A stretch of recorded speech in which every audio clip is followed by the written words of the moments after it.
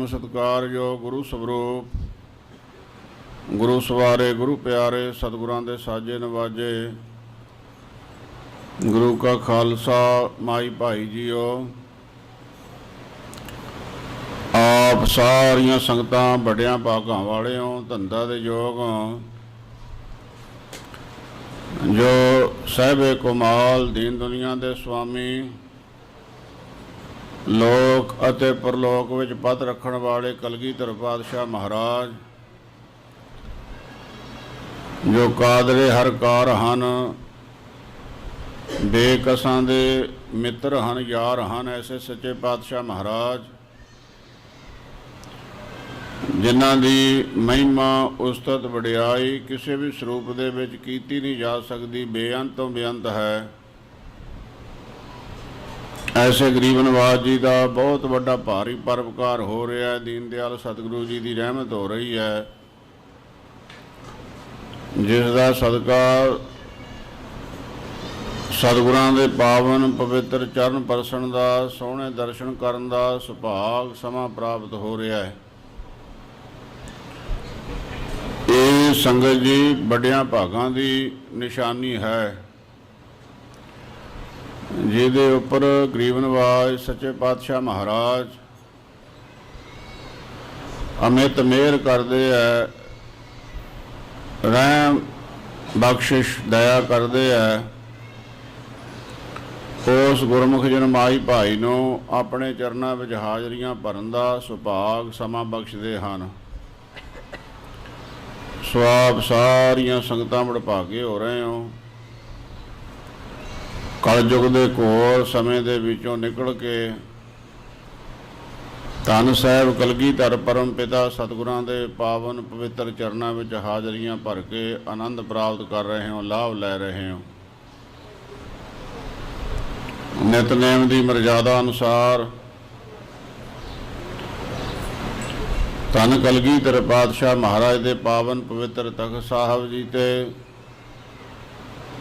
सतगुरां दे साजे नवाजे सिंह साहिब ने हजूर नूं देगां दे भोग लवाए हन। उपरंत पिछले पहर दे दीवानां विच जो गुर इतिहास की कथा विचार संगतां नूं सरवण करवाई जाती है, उस दी आरंभता हो रही है। धन श्री गुरु नानक साहब सच्चे पातशाह महाराज आप नरैण कलाधार जग मह परवरियो। नरैण ने नर दे चोले दे विच मात लोक ते कलयुगी जीवां नूं तारन वास्ते अवतार धारिया होया है। ऐसे गरीब नवाज सच्चे पातशाह महाराज के पावन पवित्र इतिहास की कथा संगत जी चल रही है। कल आप जी ने सरवण किया सीगा कि किवें एक दुखियारे शाहूकार ने अपना दुख सतगुरु धन गुरु नानक साहब सच्चे पातशाह महाराज नूं अर्ज कीता सी, बेनती कीती सीगी ते सतगुरां ने दया दे घर दे विच आके उस शाहूकार नूं हौसला दिता सी, उपदेश दिता सी कि ऐ रब दे प्यारे, केवल मात लोग ते तू ही दुखी नहीं है, जिन्हां नूं इस धरती दे उत्ते युगां दे अवतार जाणिया गया, मन्निया गया, वो भी इत्थे आण के रोए। रोवे राम निकाला पया ते सीता दा विछोड़ा पै गया, लक्ष्मण जी दा पै गया, उन्हां दे विछोड़े विच रोना पिया सीगा। इसी प्रकार रावण जी का सारा शहर ही सोने का सी, माया की कोई कमी नहीं सी। ਜਿਹਦੇ ਪਾਸ ਚੰਦ ਸੂਰਜ ਵਰਗੇ ਸੇਵਾਦਾਰ ਰਸੋਈਏ ਲੱਗੇ ਹੋਏ ਸੀ। ਬਸੰਤਰ ਜਾਂ ਕੇ ਕੱਪੜੇ ਧੋਈ, ਅਗਨੀ ਜਿਹੜੀ ਹੈ ਕੱਪੜੇ ਧੋ ਕੇ ਲਿਆਉਂਦੀ। ਸਾਰੇ ਦੇਵਤੇ ਹੀ ਸੇਵਾ ਵਿੱਚ ਲੱਗੇ ਹੋਏ ਸੀ। ਉਹ ਰਾਵਣ ਨੂੰ ਵੀ ਰੋਣਾ ਪਿਆ, ਪਾਂਡਵਾਂ ਨੂੰ ਵੀ ਰੋਣਾ ਪਿਆ। ਕਿੰਨਿਆਂ ਦੇ ਨਾਮ ਹੀ ਸੱਚੇ ਪਾਤਸ਼ਾਹ ਮਹਾਰਾਜ ਨੇ ਬਖਸ਼ਿਸ਼ ਕੀਤੇ ਸੀ, ਜੋ ਮੰਨੇ ਪਰਮੰਨੇ ਆਪਣੇ ਸਮੇਂ ਦੇ ਲੋਕ ਹੋਏ ਹੈ। ਤੇ ਗਰੀਬ ਨਵਾਜ ਕਹਿਣ ਲੱਗੇ, ਦੁਖੀ ਤਾਂ ਸਾਰਾ ਸੰਸਾਰ ਹੀ ਹੈ, ਕੇਵਲ ਸੁਖੀ ਉਹ ਜੀਵ ਹਨ, ਹੈਨ ਮਿਰਲੇ ਨਾਹੀ ਘਣੇ ਫੈਲ ਫਕੜ ਸੰਸਾਰ। ਖਰਾਬੜਾਂ ਬੇਈਮਾਨਾਂ ਪਾਪੀਆਂ ਦੇ ਵਿੱਚੋਂ ਬਹੁਤ ਘੱਟ ਗੁਰਮੁਖ ਐਸੇ ਹੈ ਜਿਹੜੇ ਉਹਦੀ ਪਛਾਣ ਨੂੰ ਕਰਦੇ ਹੈ, ਗਿਆਨਵਾਨ ਹੋ ਜਾਂਦੇ ਹੈ, ਜਿਨ੍ਹਾਂ ਨੂੰ ਸੋਝੀ ਪੈ ਜਾਂਦੀ ਇਸ ਗੱਲ ਦੀ। ਇਹ ਦ੍ਰਿਸ਼ਟਮਾਨ ਪਸਾਰਾ ਅੱਖਾਂ ਦੇ ਸਾਹਮਣੇ ਜੋ ਵੀ ਦਿਸ ਰਿਹਾ ਹੈ, ਇੱਕ ਦਿਨ ਨੂੰ ਇਹ ਸਾਰਾ ਹੀ ਨਾਸ ਹੋ ਜਾਣਾ ਹੈ। ਜਿਸ ਤਰ੍ਹਾਂ ਸੰਸਾਰ ਦੀ ਮਰਜ਼ਾਦਾ ਅਨੁਸਾਰ ਬ੍ਰਹਮਾ ਜੀ ਜਿਹੜੇ ਹਨ ਉਹ ਜੀਵਾਂ ਦੀ ਉਤਪਤੀ ਕਰਦੇ ਹੈ, ਵਿਸ਼ਨੂੰ ਜੀ ਭੋਜਨ ਦਿੰਦੇ ਹੈ, ਔਰ ਸ਼ਿਵ ਜੀ ਜਿਹੜੇ ਹੈ ਉਹ ਸੰਹਾਰ ਕਰਦੇ ਹੈ, ਜੀਵਾਂ ਨੂੰ ਖਤਮ ਕਰਦੇ ਹੈ। ਪਰ ਸਾਧ ਸੰਗਤ ਜੀ, ਕਾਲ ਹੀ ਪਾਏ ਭਇਓ ਬ੍ਰਹਮਾ ਸ਼ਿਵ, ਕਾਲ ਹੀ ਪਾਏ ਭਇਓ ਜੁਗੀਆ ਹੈ।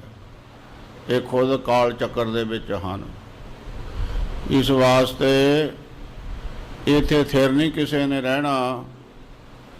ਇਹ ਤਾਂ ਜਿਵੇਂ ਕੋਈ ਮਹਿਮਾਨ ਆਉਂਦਾ ਹੈ, ਉਹ ਕੁਛ ਦਿਨ ਰਹਿ ਕੇ ਤੇ ਵਾਪਸ ਆਪਣੇ ਘਰ ਨੂੰ ਚਲੇ ਜਾਂਦਾ ਹੈ। ਇਸੇ ਤਰ੍ਹਾਂ ਜੀਵ ਮਾਤ ਲੋਕ ਤੇ ਮਹਿਮਾਨ ਦੀ ਤਰ੍ਹਾਂ ਆਉਂਦਾ ਹੈ ਤੇ ਫਿਰ ਆਪਣੇ ਘਰ ਨੂੰ ਵਾਪਸ ਪਰਤ ਜਾਂਦਾ ਹੈ। ਜਿਨ੍ਹਾਂ ਨੂੰ ਇਸ ਗੱਲ ਦਾ ਗਿਆਨ ਹੋ ਜਾਂਦਾ ਹੈ ਉਹ ਸੁਖੀ ਹਨ। ਜਿਹੜੇ ਮੋਹ ਫਾਂਸ ਦੇ ਵਿੱਚ ਬੱਝੇ ਹੋਏ ਹੈ ਉਹ ਦੁਖੀ ਹਨ, ਕਿਉਂਕਿ ਦੁੱਖ ਦਾ ਮੂਲ ਕਾਰਨ ਹੀ ਮੋਹ ਹੈ। ਕਿਸੇ ਦਾ ਕਿਸੇ ਵਸਤੂ ਨਾਲ ਪਿਆ ਹੋਇਆ ਹੈ, ਕਿਸੇ ਦਾ ਕਿਸੇ ਵਸਤੂ ਨਾਲ ਪਿਆ ਹੋਇਆ ਹੈ। ਇਸ ਵਾਸਤੇ ਮੋਹ ਦੇ ਵਿੱਚ ਬੱਝਾ ਹੋਇਆ ਜੀਵ ਦੁੱਖ ਭੋਗਦਾ ਹੈ।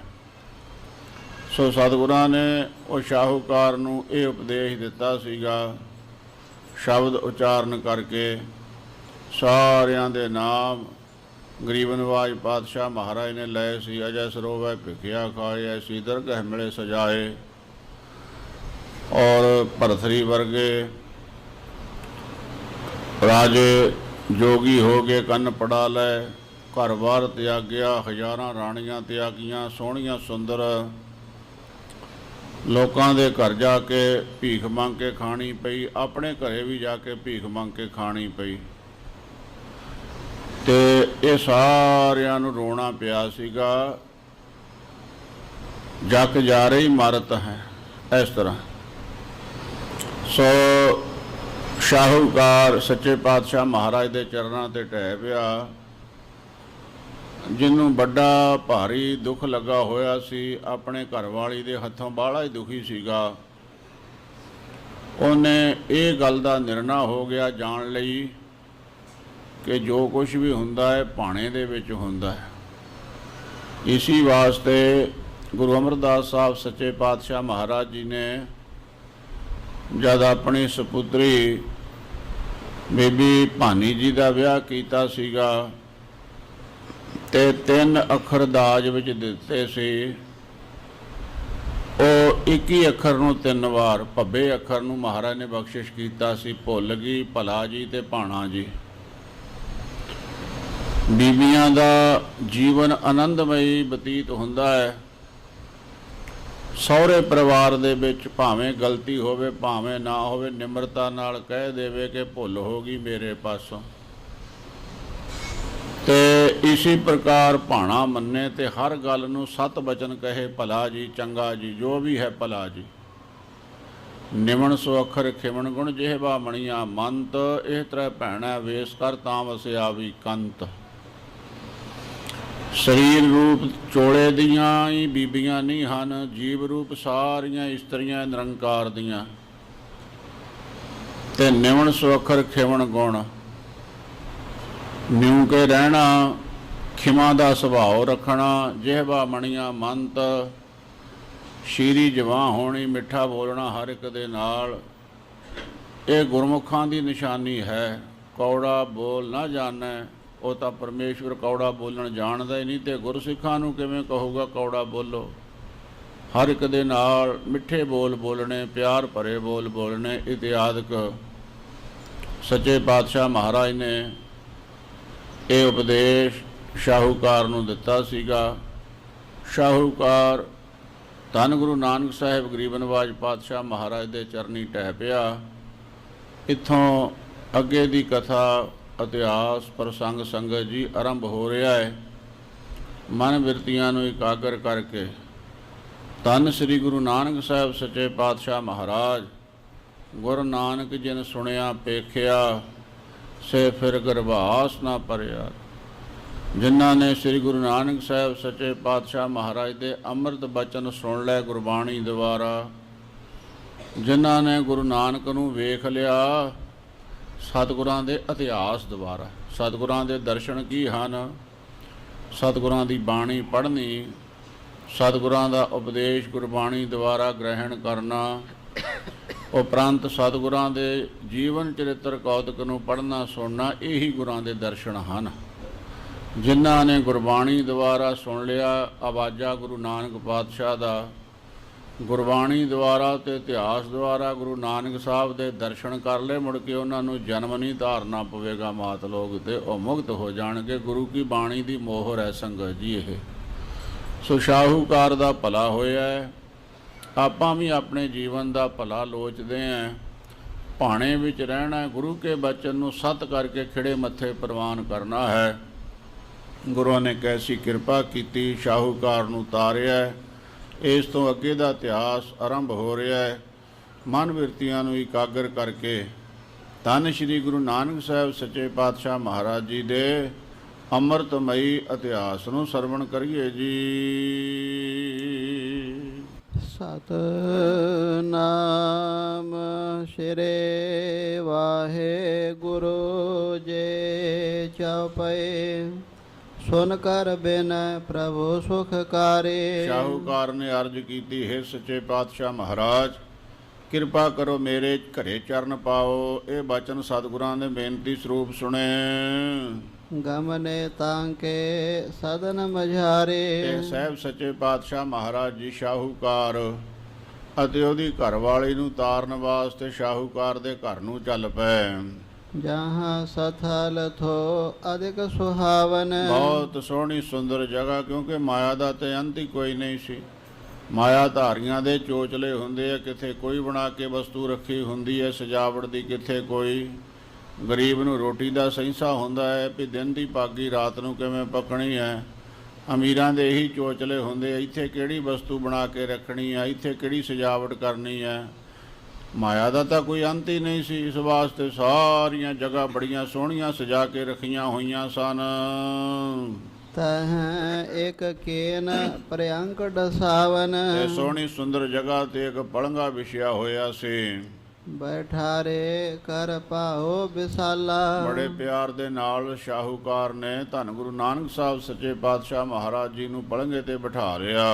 ਬਹੁਰ ਪਾਏ ਪਾਏ ਨਿਜ ਬਾਲਾ। ਉਪਰੰਤ ਆਪਣੀ ਘਰਵਾਲੀ ਨੂੰ ਆਵਾਜ਼ ਦਿੱਤੀ ਸ਼ਾਹੂਕਾਰ ਨੇ, ਇਹ ਭਾਗਾਂ ਵਾਲੀਏ ਤੇਰੇ ਕਰਮ ਜਾਗੇ ਐ।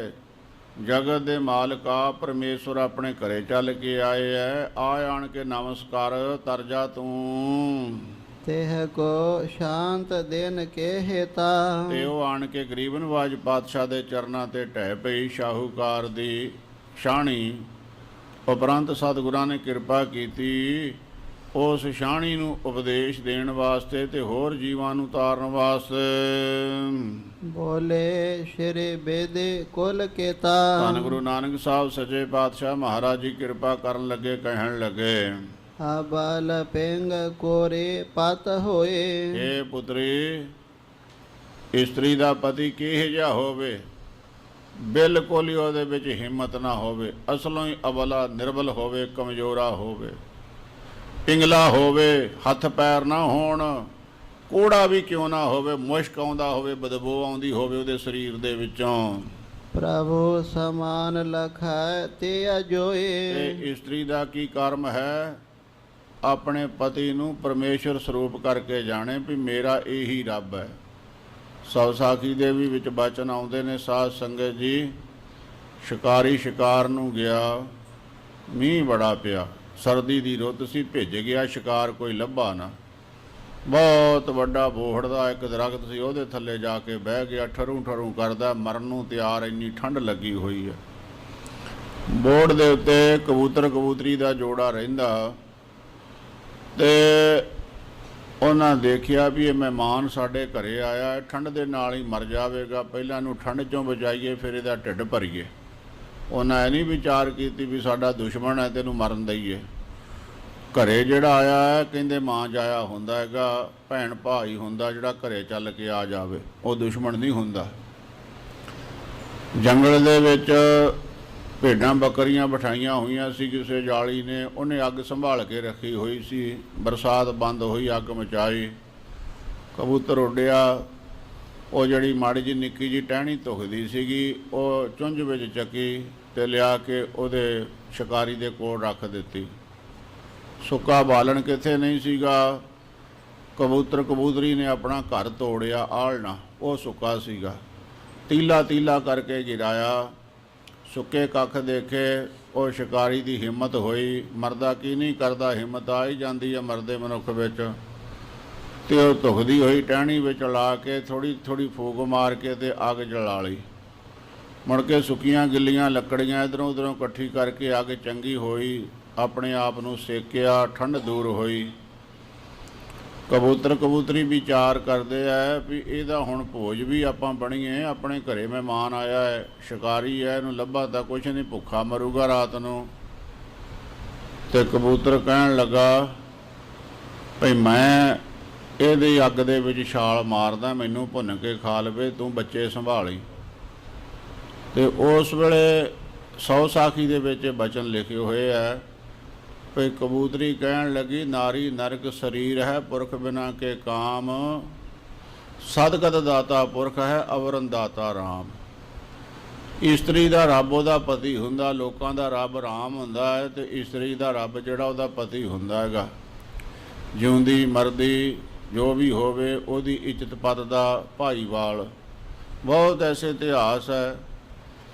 ਤੇ ਇੱਕ ਰਾਜਾ ਵੀ ਇਸ ਤਰ੍ਹਾਂ ਹੀ ਉਸਨੇ ਦੇਖ ਲਿਆ ਆਪਣੀ ਰਾਣੀ ਨੂੰ ਗਲਤ ਸਮੇਂ ਦੇ ਵਿੱਚ, ਤੇ ਉਹ ਸੁੱਤੀ ਹੋਈ ਸੀਗੀ ਕਿਸੇ ਪਰਪੁਰਖ ਨਾਲ, ਆਪਣਾ ਸ਼ਾਲ ਉਤਾਰਿਆ, ਲਾ ਕੇ ਉੱਪਰ ਪਾਤਾ, ਜਾਗ ਖੁੱਲੀ ਰਾਣੀ ਦੀ, ਦੇਖਿਆ ਵੀ ਤੇ ਮਹਾਰਾਜਾ ਸਾਹਿਬ ਆ ਗਏ। ਬਹੁਤ ਮਨ ਵਿੱਚ ਭੈ ਭੀਤ ਹੋਈ, ਪਰ ਰਾਜੇ ਨੇ ਕੋਈ ਗੱਲ ਨਹੀਂ ਚਿਤਾਰੀ।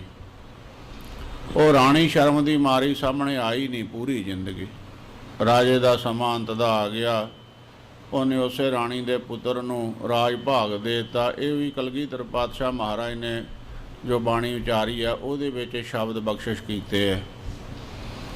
ਤੇ ਬੜੀ ਰੋਈ ਆਣ ਕੇ ਅੰਤ ਸਮੇਂ ਜਦ ਰਾਜੇ ਦਾ ਆਇਆ।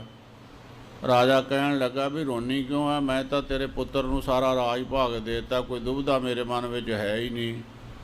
ਉਹ ਕਹਿਣ ਲੱਗੀ, ਮੇਰੇ ਰੱਬੋਂ ਤੁਸੀਂ ਆ ਰਾਜ ਭਾਗ ਤਾਂ ਇੱਥੇ ਰਹਿ ਜਾਣੇ ਆ, ਸਾਡੇ ਵਰਗੇ ਬੇਪਰਦਿਆਂ ਤੇ ਪਰਦੇ ਕੌਣ ਢੱਕੂਗਾ। ਇਹ ਮਹਾਰਾਜ ਤੁਸਾਂ ਨੇ ਸਾਡਾ ਪਰਦਾ ਰੱਖਿਆ ਹੈ। ਬਗਾਨਾ ਆਦਮੀ ਮਨੁੱਖ ਤਾਂ ਪਰਦੇ ਫਾੜਦਾ ਹੈ, ਉਲਟਾ ਕੋਲੋਂ ਹੀ ਪਰਦੇ ਲਾ ਲਾ ਕੇ ਤੇ ਇਹੋ ਜਿਹੀਆਂ ਬੇਪਰਦੀਆਂ ਵਾਲੀਆਂ ਗੱਲਾਂ ਬਣਾਉਂਦਾ ਹੈਗਾ।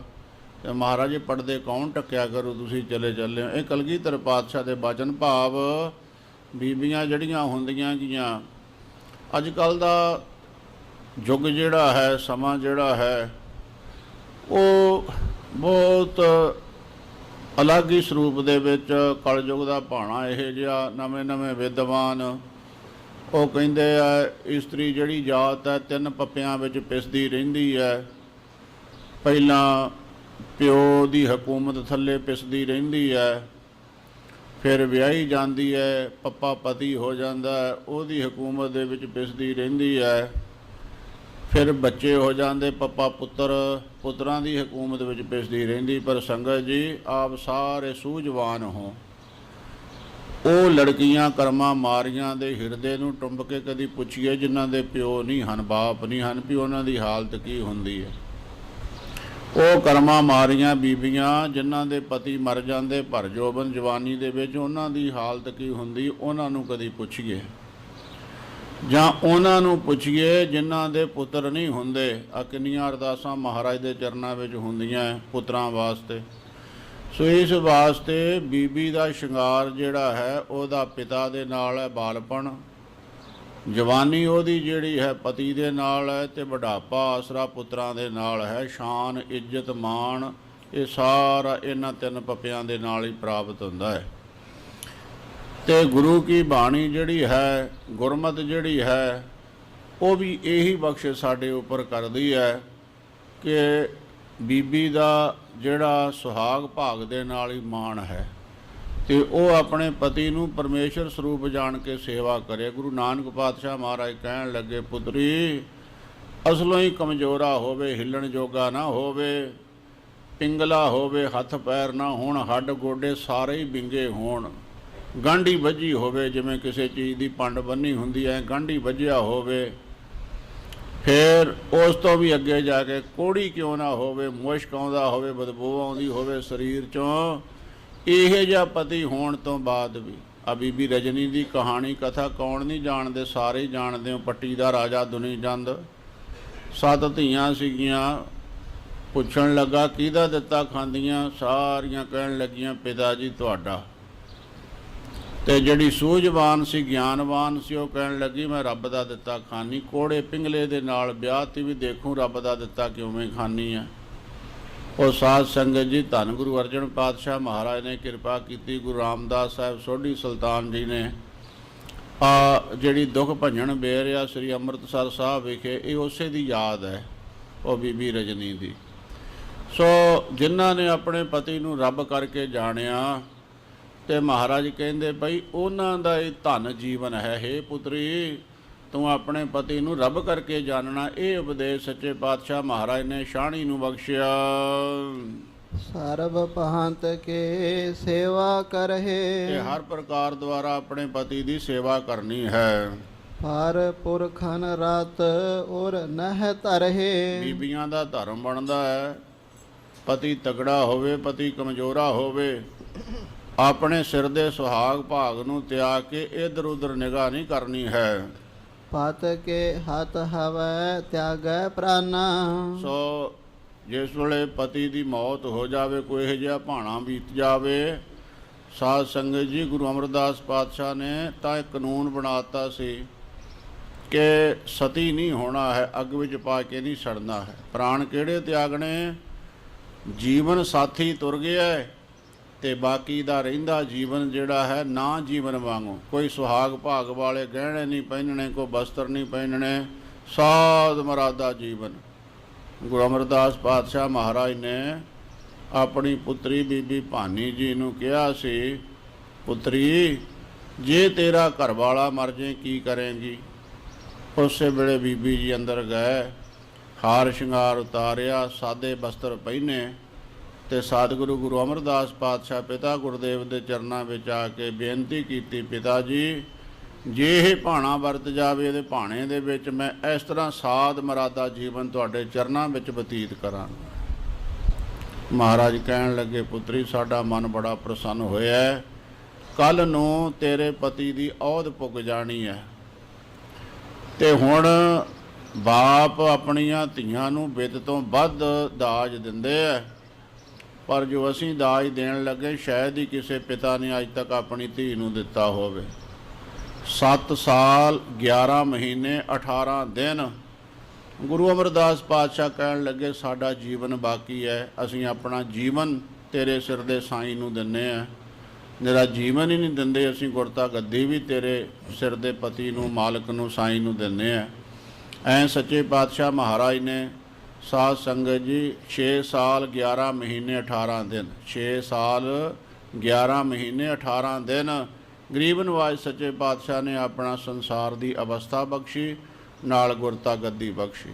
ਸੋ ਇਸ ਵਾਸਤੇ ਗਰੀਬਨਵਾਜ ਪਾਤਸ਼ਾਹ ਮਹਾਰਾਜ ਨੇ ਤਾਂ ਕਿਰਪਾ ਕੀਤੀ ਸਾਧ ਮਰਾਦਾ ਜੀਵਨ ਬਤੀਤ ਕਰਨ ਦੀ। ਇਹ ਜਿਹੜੀ ਸਤੀਆਂ ਦੀ ਪ੍ਰਥਾ ਹੈ, ਇਹ ਰਿਵਾਜ ਕਿਵੇਂ ਪਿਆ ਹਿੰਦੂ ਮਤ ਦੇ ਵਿੱਚੋਂ ਚੱਲਦਾ ਕਿਉਂਕਿ ਮਹਾਰਾਜੇ ਰਣਜੀਤ ਸਿੰਘ ਜੀ ਦਾ ਵੀ ਇਤਿਹਾਸ ਆਉਂਦਾ, ਕਈ ਰਾਣੀਆਂ ਸਤੀ ਹੋ ਗਈਆਂ ਸੀ।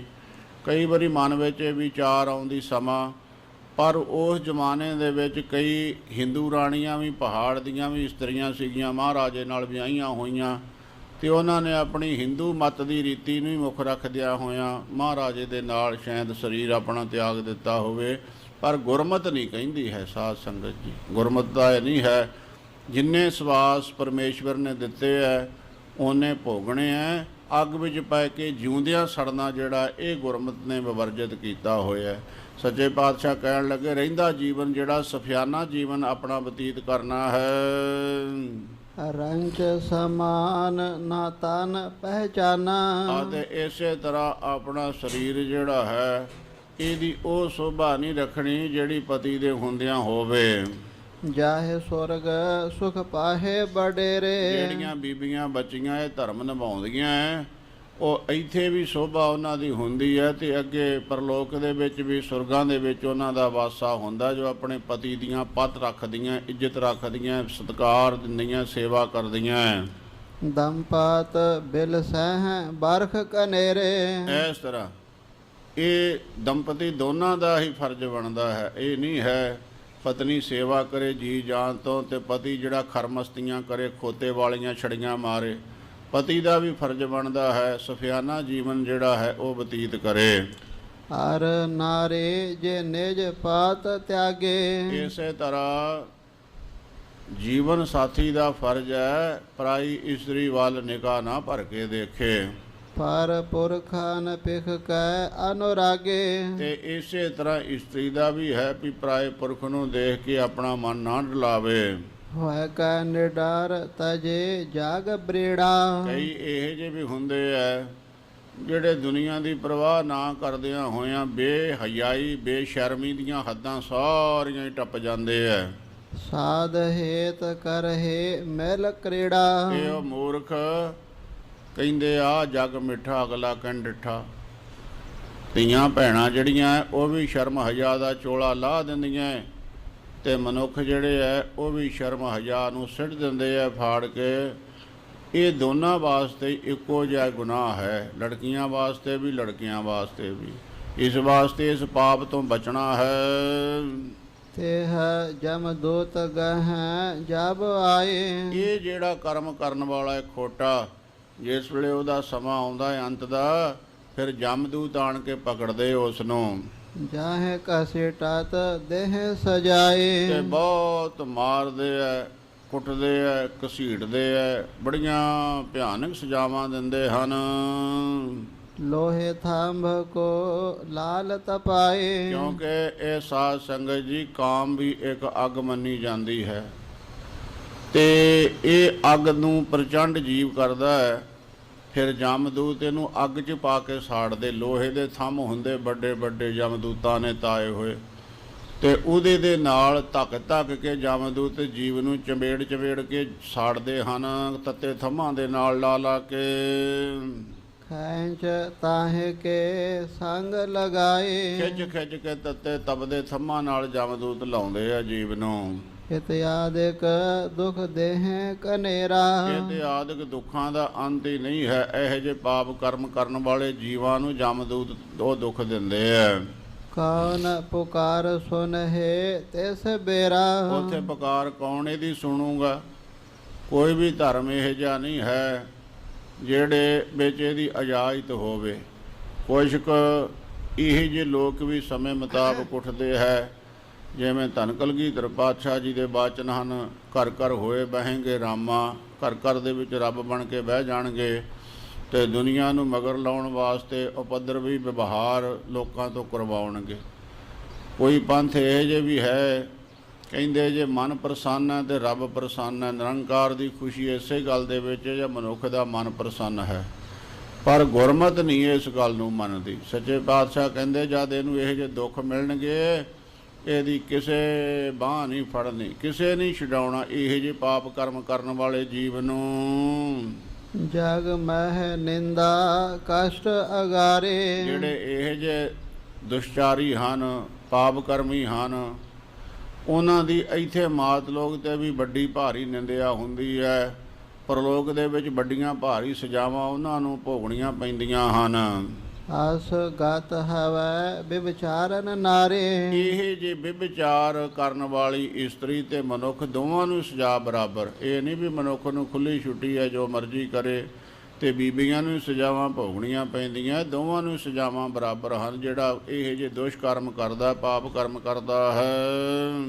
ਪਤੇ ਬਰਤਾ ਕੋ ਜਸ ਜਗ ਮਾਹੇ। ਜਿਸ ਤਰ੍ਹਾਂ ਪਤੀ ਵਰਤਾ ਇਸਤਰੀ ਬੀਬੀ ਦਾ ਸੰਸਾਰ ਦੇ ਵਿੱਚ ਆ ਗਏ ਅਨੇਕ ਬੇਧਨ ਸੁਖ ਪਾਹੇ। ਤੇ ਜਸ ਹੁੰਦਾ, ਸੋਭਾ ਹੁੰਦੀ ਹੈ। ਉਹਦੇ ਨਾਮ ਦੀਆਂ ਸੁਗੰਧਾਂ ਦਿੱਤੀਆਂ ਜਾਂਦੀਆਂ ਨੇ।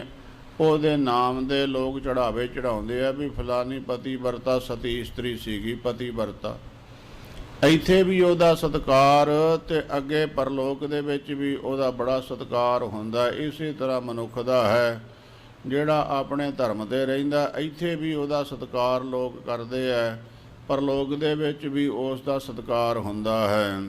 ਦੇਰਗ ਦ੍ਰਿਸ਼ਟ ਦੇਖ ਕਰ ਐਸੇ। ਇਸ ਤਰ੍ਹਾਂ ਸਾਧ ਸੰਗਤ ਜੀ ਜਿਹਨੂੰ ਦੂਰ ਅੰਦੇਸ਼ੀ ਕਹਿੰਦੇ ਨੇ, ਦੂਰ ਅੰਦੇਸ਼ੀ। ਨਹਿ ਬਿਵਚਾਰ ਕਰਹੁ ਪੁਨ ਤੈਸੇ। ਤੇ ਜੇ ਤੁਸੀਂ ਭਾਈ ਦੂਰ ਅੰਦੇਸ਼ੀ ਤੋਂ ਕੰਮ ਲੈਨੇ ਹੋ ਨਾ, ਆਉਣ ਵਾਲੇ ਸਮੇਂ ਨੂੰ ਜਾਣਦੇ ਹੋ, ਤੇ ਵਿਵਚਾਰ ਨਹੀਂ ਕਦੀ ਭੁੱਲ ਕੇ ਵੀ ਕਰਨਾ।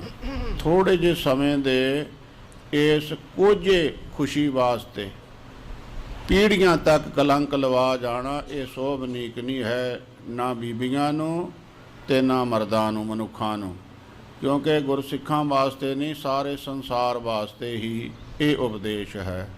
ਧੰਨ ਗੁਰੂ ਨਾਨਕ ਪਾਤਸ਼ਾਹ ਮਹਾਰਾਜ ਨੇ ਜੋ ਉਪਦੇਸ਼ ਦਿੱਤਾ ਹੈ ਸਾਧ ਸੰਗਤ ਜੀ, ਉਹ ਸਤਿਗੁਰਾਂ ਦਾ ਸਾਂਝੀ ਵਾਲਤਾ ਦਾ। ਜਦ ਗਰੀਬ ਨਵਾਜ ਪਾਤਸ਼ਾਹ ਨੇ ਕਿਰਪਾ ਕੀਤੀ ਸੀ ਗੁਰੂ ਨਾਨਕ ਸਾਹਿਬ ਜੀ ਨੇ, ਤੇ ਜਿਹੜਾ ਪਹਿਲਾ ਜਕਾਰਾ ਦੁਨੀਆ ਵਿੱਚ ਲਾਇਆ ਸੀ ਉਹ 3 ਸ਼ਬਦ ਸੀਗੇ, ਕਿਰਤ ਕਰਨਾ, ਵੰਡ ਛਕਣਾ ਤੇ ਨਾਮ ਜਪਣਾ। ਕਿਰਤ ਕਰਨੀ ਸਾਰੇ ਮਨੁੱਖਾਂ ਵਿੱਚ ਲਾਜ਼ਮੀ ਹੈ। ਵਿਹਲਾ ਬਹਿ ਕੇ ਕੋਈ ਖਾ ਨਹੀਂ ਸਕਦਾ, ਸੰਸਾਰ ਦਾ ਇਹ ਨਿਯਮ ਇਹੋ ਜਿਹਾ ਹੈ। ਇਸੇ ਤਰ੍ਹਾਂ ਆਪਣੀ ਕਿਰਤ ਦੇ ਵਿੱਚੋਂ ਫਿਰ ਵੰਡ ਕੇ ਛਕਣਾ। ਕੋਈ ਗਰੀਬ ਹੈ, ਅਨਾਥ ਹੈ, ਕੋੜੀ ਪਿੰਗਲੀ ਜਾਂ ਪਿੰਗਲਾ ਹੈ, ਬਿਮਾਰੀਆਂ ਦਾ ਗਰਸਿਆ ਹੋਇਆ, ਪੈਸਾ ਨਹੀਂ ਹੈ, ਉਹਦੀ ਮਦਦ ਕਰਨੀ ਲੋੜਵੰਦ ਦੀ। ਤੇ ਨਾਮ ਜਪਣਾ, ਪਰਮੇਸ਼ਵਰ ਦੇ ਭੈ ਦੇ ਵਿੱਚ ਰਹਿਣਾ, ਸਿਮਰਨ ਕਰਨਾ, ਇਹ ਸਾਰਿਆਂ ਵਾਸਤੇ ਲਾਜ਼ਮੀ ਹੈ। ਧੰਨ ਗੁਰੂ ਨਾਨਕ ਪਾਤਸ਼ਾਹ ਮਹਾਰਾਜ ਨੇ ਸਭ ਨੂੰ ਸਾਂਝਾ ਉਪਦੇਸ਼ ਬਖਸ਼ਿਸ਼ ਕੀਤਾ ਹੋਇਆ। ਸ਼ਾਹੋਤੀਆ ਸੁਨ ਕਰ ਬਾਜ ਗੁਰ ਕੇ। ਇਹ ਬਚਨ ਗੁਰੂ ਨਾਨਕ ਸਾਹਿਬ ਸੱਚੇ ਪਾਤਸ਼ਾਹ ਮਹਾਰਾਜ ਦੇ ਉਹ ਸ਼ਾਹੂਕਾਰ ਦੇ ਘਰ ਵਾਲੀ ਸ਼ਾਹਣੀ ਨੇ ਸੁਣੇ। ਪਰੇ ਪਾਏ ਪਰ ਜਮ ਡਰ ਕਰ ਕੈ। ਇਹ ਜਮਾਂ ਤੋਂ ਡਰਦੀ ਹੋਈ ਅੰਮ੍ਰਿਤ ਬਚਨ ਗੁਰਾਂ ਦੇ ਸੁਣ ਕੇ ਸਾਹਿਬ ਜੀ ਦੇ ਪਾਵਨ ਚਰਨਾਂ ਤੇ ਢਹਿ ਪਈ। ਹੇ ਸੰਤਹੁ ਮੈਂ ਅਗ ਕੀ ਅਪਾਰੇ। ਕਹਿਣ ਲੱਗੀ, ਹੇ ਸੱਚੇ ਪਾਤਸ਼ਾਹ ਮਹਾਰਾਜ, ਮੈਂ ਆਪਣੇ ਪਤੀ ਨਾਲ ਵਿਸ਼ਵਾਸਘਾਤ ਕੀਤਾ ਹੈ। ਇਹਨੇ ਮੇਰੇ ਪਿਆਰ ਵਿੱਚ ਆਣ ਕੇ ਆਪਣੇ ਸਰੀਰ ਦੀ ਇਹ ਦੁਰਦਿਸ਼ਾ ਕਰ ਲਈ। ਮੇਰੇ ਨਾਲ ਪਰਨ ਕਰਦਾ ਹੋਇਆ ਬਹੁਤਾ ਵੇਗ ਵਿੱਚ ਆ ਗਿਆ ਤੇ ਮੈਂ ਇਹਦੇ ਨਾਲ ਵਿਸ਼ਵਾਸਘਾਤ ਕਰਕੇ ਬਾਹਰ ਜਾਣ ਲੱਗ ਪਈ। ਮਹਾਰਾਜ, ਇਹ ਵੱਡਾ ਪਾਪ ਮੇਰੇ ਪਾਸੋਂ ਹੋਇਆ ਹੈ। ਬਖਸ਼ਾਹੋ ਆਏ ਸ਼ਰਨ ਤੁਮਾਰੇ। ਇਹ ਗਰੀਬ ਨਵਾਜ, ਤੁਸੀਂ ਕਿਰਪਾ ਕੀਤੀ ਹੈ, ਸਾਡੇ ਘਰੇ ਚਰਨ ਪਾਏ ਹੈ, ਮੈਂ ਤੁਹਾਡੀ ਸ਼ਰਨ ਵਿੱਚ ਹਾਂ। ਮੇਰੇ ਪਿਛਲੇ ਗੁਨਾਹ ਸਾਰੇ ਹੀ ਮਾਫ ਕਰ ਦੇਵੋ। ਗੁਰ ਕਹੈ ਪਾਛਲ ਬਖਸ਼ੇ ਸੋ। ਸੱਚੇ ਪਾਤਸ਼ਾਹ ਕਹਿਣ ਲੱਗੇ, ਭਾਈ ਜਿਹੜਾ ਆਪਣੀ ਗਲਤੀ ਕਬੂਲ ਲਵੇ ਨਾ, ਉਹਦੀਆਂ ਸਾਰੀਆਂ ਮਾਫੀਆਂ ਹੋ ਜਾਂਦੀਆਂ। ਤੂੰ ਬਚੀਏ, ਗਲਤੀ ਮੰਨ ਲਈ ਆਪ ਦੀ, ਅੱਗੇ ਤੋਂ ਆਪਣੇ ਆਪ ਨੂੰ ਸਵਾਰਨ ਦਾ ਪਰਨ ਕਰ ਲਿਆ ਹੈ, ਇਸ ਕਰਕੇ ਸਾਰੀਆਂ ਤੇਰੀਆਂ ਗਲਤੀਆਂ ਪਿਛਲੀਆਂ ਮੁਆਫ ਹੋਈਆਂ। ਬਾਹਰ ਅਗਾਰੇ ਕਰਹੁ ਨਾ ਕੋ। ਪਰ ਅੱਗੇ ਤੋਂ ਸਮਝ ਕੇ ਚੱਲਣਾ, ਅੱਗੇ ਕੋਈ ਗਲਤੀ ਨਹੀਂ ਕਰਨੀ ਹੈ। ਪਤ ਆਇਸ ਕੇ ਰਹਿ ਅਨੁਸਾਰੇ। ਜਿਸ ਤਰ੍ਹਾਂ ਪਤੀ ਹੁਕਮ ਕਰਦਾ ਉਹਦੇ ਹੁਕਮ ਵਿੱਚ ਚੱਲਣਾ ਹੈ। ਸਿਮਰਹੁ ਸਤਨਾਮ ਸੁਖ ਕਾਰੇ। ਅਤੇ ਜੋ ਕਰਤੇ ਪੁਰਖ ਵਾਹਿਗੁਰੂ ਦਾ ਨਾਮ ਹੈ, ਉਹਨੂੰ ਜਪਦੇ ਰਹਿਣਾ ਹੈ ਜੋ ਸਾਰੇ ਜੀਵਾਂ ਨੂੰ ਸੁਖ ਦੇਣ ਵਾਲਾ ਹੈ। ਆਸ ਉਪਦੇਸ਼ ਦੇਨ ਤਿਨ ਤਾਈ, ਇਸ ਤਰ੍ਹਾਂ ਧੰਨ ਗੁਰੂ ਨਾਨਕ ਪਾਤਸ਼ਾਹ ਮਹਾਰਾਜ ਜੀ ਨੇ ਕਿਰਪਾ ਕੀਤੀ, ਉਪਦੇਸ਼ ਦਿੱਤਾ ਸ਼ਾਹੂਕਾਰ ਤੇ ਸ਼ਾਹਣੀ ਨੂੰ। ਕਰੇ ਬਤੀਤ ਰਹਿਨ ਜਗ ਸਾਈ, ਤੇ ਸਾਰੀ ਰਾਤ ਸਤਿਗੁਰੂ ਗਰੀਬ ਨਿਵਾਜ ਸੱਚੇ ਪਾਤਸ਼ਾਹ ਮਹਾਰਾਜ ਇਸ ਸੁਭਾਗੇ ਜੋੜੇ ਦੇ ਘਰ ਰਹੇ।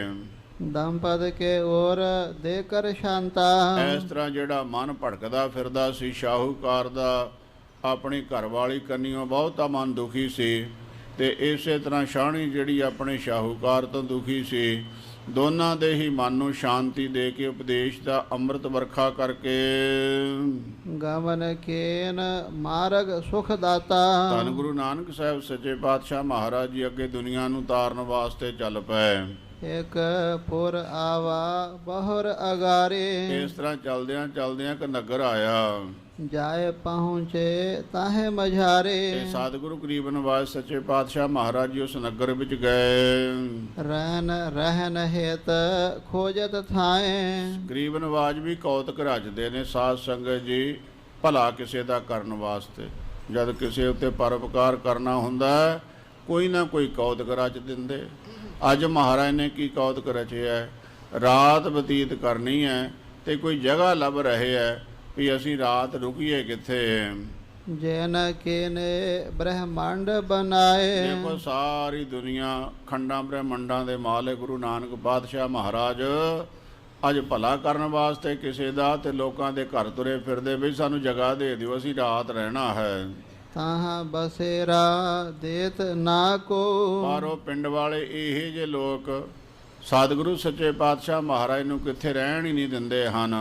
ਬੈਠੇ ਜਹਾਂ ਉਠਾਵਹਿ ਸੋ, ਤੇ ਘਰ ਦੇ ਵਿੱਚੋਂ ਤੇ ਰਹਿਣ ਕੀ ਦੇਣਾ, ਬਾਹਰ ਵੀ ਜੇ ਕਿਤੇ ਖੁੱਲੀ ਜਗ੍ਹਾ ਤੇ ਸਤਿਗੁਰੂ ਜੀ ਬਹਿ ਜਾਂਦੇ ਆ, ਤੇ ਇਹ ਲੋਕ ਜਾ ਕੇ ਕਹਿੰਦੇ ਨਾ ਜੀ ਨਾ, ਇੱਥੇ ਨਾ ਸੰਤ ਜੀ ਬੈਠਿਓ, ਇੱਥੋਂ ਉੱਠ ਜਾਓ, ਹੋਰ ਕਿੱਥੇ ਚਲੇ ਜਾਵੋ। ਮੰਦ ਮਤੇ ਪੇਖ ਨਰ ਤੇਹ ਥਾਏ, ਸੱਚੇ ਪਾਤਸ਼ਾਹ ਮਹਾਰਾਜ ਨੇ ਦੇਖਿਆ ਵੀ ਬੜੇ ਮੂਰਖ ਲੋਕ ਹਨ ਇਹ, ਪੁਰ ਤੇ ਵਹਿਰ ਪ੍ਰਭੂ ਪੁਨ ਆਏ। ਤੇ ਇਸ ਤਰ੍ਹਾਂ ਨਗਰ ਦੇ ਵਿੱਚੋਂ ਬਾਹਰ ਖੁੱਲੀ ਜਗ੍ਹਾ ਤੇ ਸੱਚੇ ਪਾਤਸ਼ਾਹ ਮਹਾਰਾਜ ਚਲੇ ਗਏ। ਉਹ ਤੋ ਕੁਸ਼ਟ ਯੋਤ ਏਕ ਫਕੀਰਾ, ਅੱਗੇ ਇੱਕ ਫਕੀਰ ਸੀਗਾ, ਸਾਰੇ ਸਰੀਰ ਤੇ ਕੋੜ ਹੋਇਆ ਪਿਆ ਉਸ ਨੂੰ। ਪਹਿਲੇ ਜ਼ਮਾਨਾ ਸੀ ਸਾਧ ਸੰਗਤ ਜੀ, ਇਹ ਕੋਹੜ ਨੂੰ ਛੂਤ ਦਾ ਰੋਗ ਮੰਨਿਆ ਜਾਂਦਾ ਸੀਗਾ, ਤੇ ਜਿਹਨੂੰ ਕਿਸੇ ਨੂੰ ਕੋਹੜ ਹੋ ਜਾਣਾ ਉਹਨੂੰ ਪਿੰਡ ਵਿੱਚੋਂ ਕੱਢ ਦੇਣਾ ਸਾਰਿਆਂ ਨੇ ਮਿਲ ਕੇ, ਜਾਂ ਮਰਦਾ ਤੇ ਮਰ, ਜਿਉਣਾ ਤੇ ਜੀ, ਪਿੰਡ ਵਿੱਚ ਨਹੀਂ ਵੜਨਾ, ਬਾਕੀ ਦਿਆਂ ਨੂੰ ਵੀ ਕੋਹੜੀ ਕਰੇਗਾ। ਤੇ ਇਸ ਤਰ੍ਹਾਂ ਉਹਨਾਂ ਕੋਹੜੀਆਂ ਨੇ ਵਿਚਾਰਿਆਂ ਨੇ ਪਿੰਡੋਂ ਬਾਹਰ ਦੂਰ ਜਾ ਕੇ ਕੱਖਾਂ ਕੁੱਲੀ ਕੱਖਾਂ ਦੀ ਬਣਾ ਲੈਣੀ, ਜੋ ਵੀ ਆਸਰਾ ਮਿਲਣਾ, ਤੇ ਉਹ ਰੱਬ ਦੇ ਆਸਰੇ ਤੇ ਜੇ ਕਿਸੇ ਨੇ ਭਲਾ ਚਾਹਣਾ ਤੇ ਕੋਈ ਰੋਟੀ ਪਾਣੀ ਕੋ ਦੇ ਦੇਣਾ ਤੇ ਠੀਕ ਹੈ, ਨਹੀਂ ਤੇ ਭੁੱਖੇ ਤੇ ਆਏ ਮਰ ਜਾਣਾ। ਇਹ ਹਾਲਤ ਸੀਗੀ। ਧੰਨ ਗੁਰੂ ਨਾਨਕ ਪਾਤਸ਼ਾਹ ਮਹਾਰਾਜ ਨੇ ਕਿੰਨੇ ਕੋੜੀਆਂ ਨੂੰ ਠੀਕ ਕੀਤਾ। ਗੁਰੂ ਅਮਰਦਾਸ ਪਾਤਸ਼ਾਹ ਮਹਾਰਾਜ ਦੀ ਕਥਾ ਆਉਂਦੀ ਹੈ, ਪ੍ਰੇਮੇ ਕੋੜੀ ਦੀ ਸਭ ਆਪ ਜਾਣਦੇ, ਕਿਵੇਂ ਸਤਿਗੁਰਾਂ ਨੇ ਮਿਹਰ ਕਰਕੇ ਕੋੜ ਵੀ ਦੂਰ ਕੀਤਾ, ਸੋਹਣੇ ਵਸਤਰ ਪਹਿਨਾਏ, ਕਹਿਣ ਲੱਗੇ ਲਾੜਾ ਬਣਿਆ, ਲਾਓ ਹੁਣ ਆਪਣੀ ਕੁੜੀ ਵੀ ਲਿਆਓ, ਕੋਈ ਇਹਦੇ ਨਾਲ ਲਾੜੀ ਬਣਾ ਕੇ ਬਿਠਾਓ। ਤੇ ਮਥੋ ਮਰਾਰੀ ਦੀ ਜੋੜੀ ਸੱਚੇ ਪਾਤਸ਼ਾਹ ਨੇ ਬਣਾਈ। ਸੋ ਕੋੜੀਆਂ ਨੂੰ ਉਸ ਜ਼ਮਾਨੇ ਦੇ ਵਿੱਚ ਬਹੁਤ ਬੁਰਾ ਮੰਨਿਆ ਜਾਂਦਾ ਸੀਗਾ।